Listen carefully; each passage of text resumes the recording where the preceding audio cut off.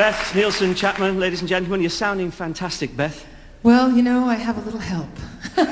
What, this lot behind you? You know, strings can make anybody sound great. They really can.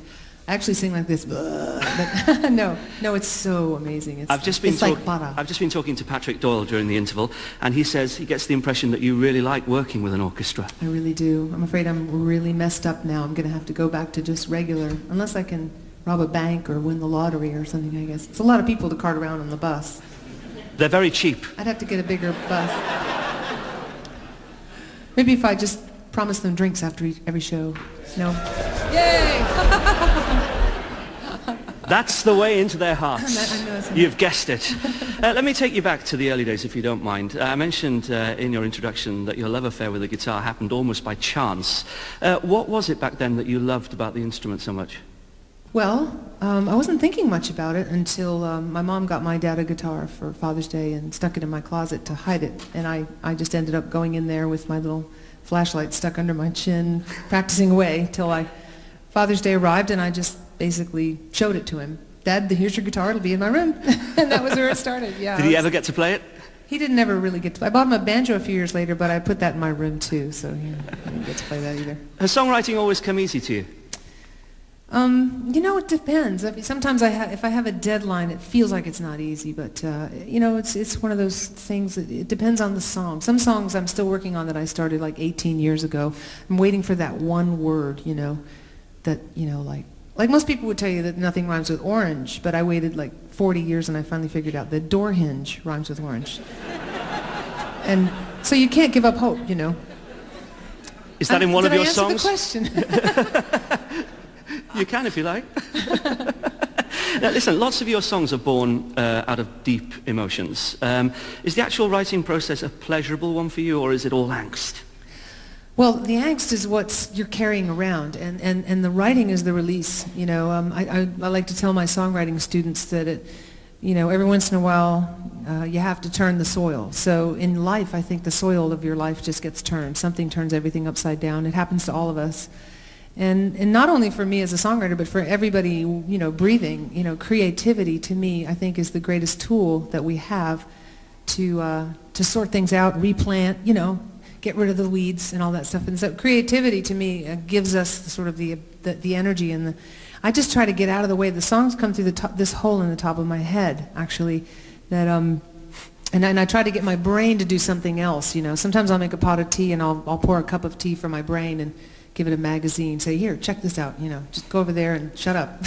So I can be open to this thing that comes out of just silence, you know. I'll write the melody first and just like, and then I'll make up these words that don't make any sense, but the vowels will actually be starting to form. Orange and Doriange. Yeah. I'm glad I turned up just for that, Beth, honestly.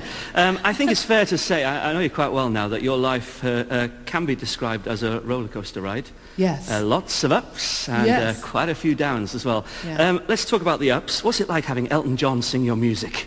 That is amazing, because when I heard him sing Sand and Water, I forgot that I wrote it. And I realized what a good song it was. I mean, I heard it sort of different. I thought, gosh, that's really a good song. Oh, that's right, I wrote it.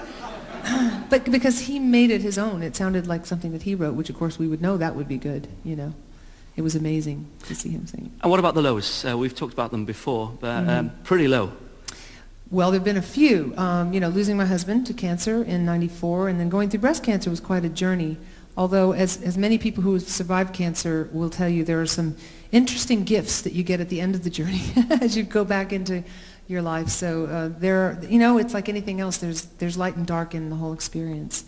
And you know, and this time last year I was actually having a brain tumor removed. That was an interesting detour. But here I am, you know, in absolutely great health. I was very lucky, and everything's fine. And so, you know, I just try to remember that there are these waves, and then sometimes there's beautiful, calm days. So. But you write through your illness as well. I do. I write anyway, no matter what. It gets me out of cooking and cleaning the house and all sorts of other things. So let's talk about the new album. You're happy with it? Yes, I'm very happy with it. What are some of the highlights for you? Well, writing songs about love. You know, I had just done a couple of projects in a row that were in different languages and culturally very, you know, very lots of homework for me. I had to learn to sing in Farsi and Welsh, and it was amazing, you know. And then I finally just went back to writing love songs for Back to Love, and it was just like, oh, I know how to do this, you know. So it was really effortless. Working with Michael McDonald on a track was really incredible. I mean, he's just sitting down and having Michael McDonald to write with. He's just going, and even when he mumbles, you believe everything he says. He's so amazing. What made you want to write in Welsh? I never wrote in Welsh. No, I didn't say I wrote in Welsh. You just sang in Welsh. I sang in Welsh. And you know how difficult that is because you're Welsh, right? Yes, there's lots of... Or would you say you're Nothing Wales? rhymes with that, let me tell you. Take it from me, I've spent 39 years trying to find that word. Well, when I actually hear someone speaking Welsh that speaks Welsh as their first language, I realize they actually have architecture going on in the roof of their mouth that other people don't have. I don't know what it is, but there's flaps or something going on that... Other people just don't have it. You don't. There's plenty of that. Absolutely. I had to do fake flapping to get my Welsh up. You know. Sounds painful. Yes. You're in this country for a while, aren't you? I am for the month of through October 8th. I'm doing a tour, so we want all of y'all to come to all the shows on the tour, and then I'll know I'll have a fabulous time every night. We're going to be all through the UK. Yeah. So it's all up on my website. So hope we'll have lots of people come out. And what's the address of the website? BethNielsonChapman.com. Brilliant. You heard it here first. Now listen, what are you going to perform next? Let's see. Next I'm going to perform a song that I'm going to make you sing with me, actually, Alid. Is this wise? You knew that.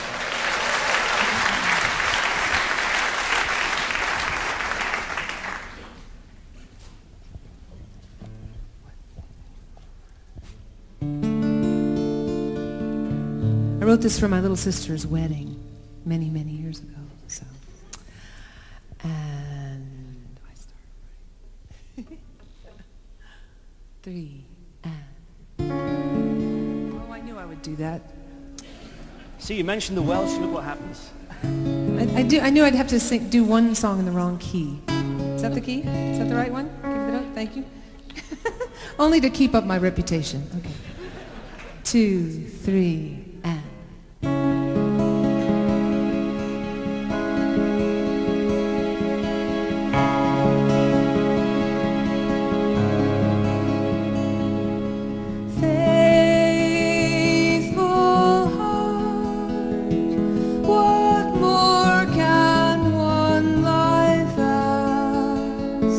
One hand to hold.